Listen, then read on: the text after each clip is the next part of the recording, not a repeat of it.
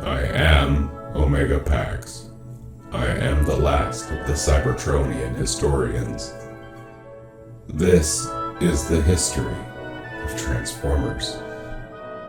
Trax was one of several Autobots who appeared out of nowhere one day. He, Cliffjumper, and Seaspray were sent out to intercept and drive back a pirate ship that had appeared through a temporal anomaly due to Megatron's interference on the temporally displaced Dinobot Island. Trax and Blaster assisted the New York Police Department's Crime Buster program by parking themselves in a seedy, run-down neighborhood to entice car thieves to steal them, then capturing the thieves and their buyer. Back at Sparkplug's garage, Trax said that New York City was exhilarating, and that they could remain there forever as far as he was concerned, to the amusement of the other Autobots. Annoyed at their attitude, Trax took off for a joyride, but almost immediately fell prey to a gang of would-be car thieves, who shot out Trax's tires as he tried to run them off the road. Crashing into a streetlight, Trax was badly damaged and unable to transform. Fortunately, the car thief, with a heart of gold, Raoul, happened by and decided to take possession of Trax, who quickly revealed that he was no ordinary, badly damaged dark blue Corvette Stingray with a giant flaming Autobot logo on his hood.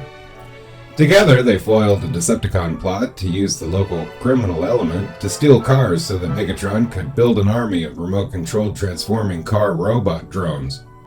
While out on a supply run with Bumblebee, Trax said that Optimus Prime had sent them out on a task to show the humans that the Autobots didn't have just strength, but refinement as well. When Bumblebee sharply pointed out his comrade's lack of humility, Trax replied that he feared some Autobots have much to be humbled. Together, they watched a storefront television report on the disappearance of a top-secret Soviet jet, for which blame was placed on the United States. Bumblebee suspected the Decepticons' involvement, which was convenient, as Trax saw Astrotrain and Blitzwing lurking nearby. The Autobots gave chase, only to discover the cons were holograms projected by the big game hunter Lord Chumley, and the pair were quickly subdued. After several more Autobots were captured, the imprisoned hostages were forced to run through several cruel and unusual torture devices. Trax in particular was forced to race around a small, spiked track, while laser cannons fired at him.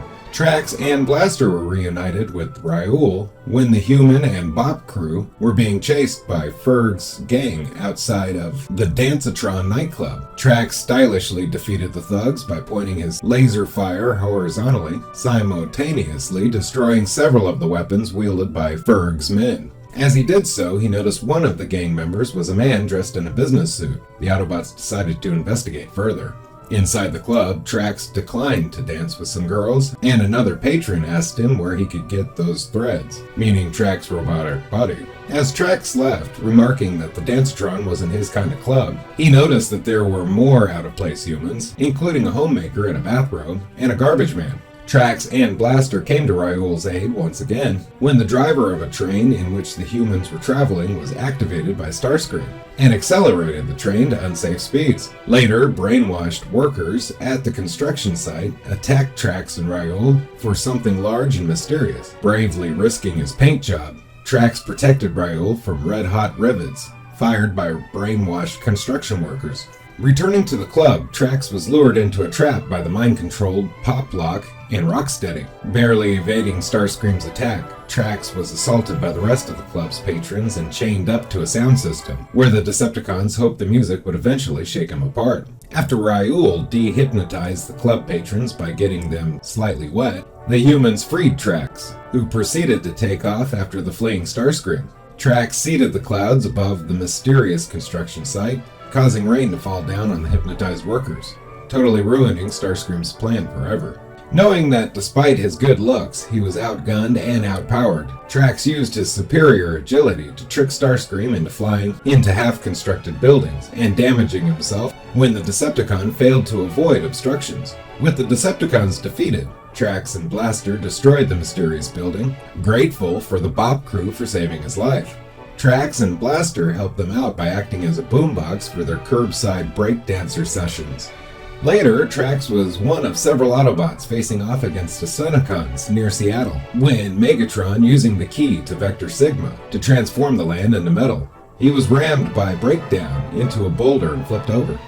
Trax was part of a responsive strike team against a series of Stunticon raids on human compounds. He took to the air at one point, prompting Dead End to remark that his flying card mode was droll. In retaliation for the unwanted remark, Trax blinded Dead End with his blacklight gun, which caused the Decepticon to drive into the car-crushing fists of Warpath.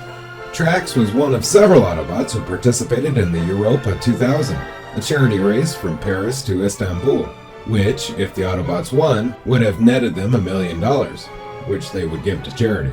Trax was disdainful of the arrogant American driver, Augie Chenet, and had his supped-up Simotech Industries car.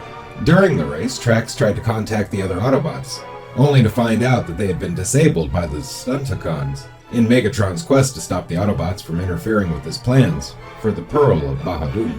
Teamed up with Kanea and a scientist who mysteriously disappears during the course of the battle, the Autobots defeated Mensor and destroyed the Pearl.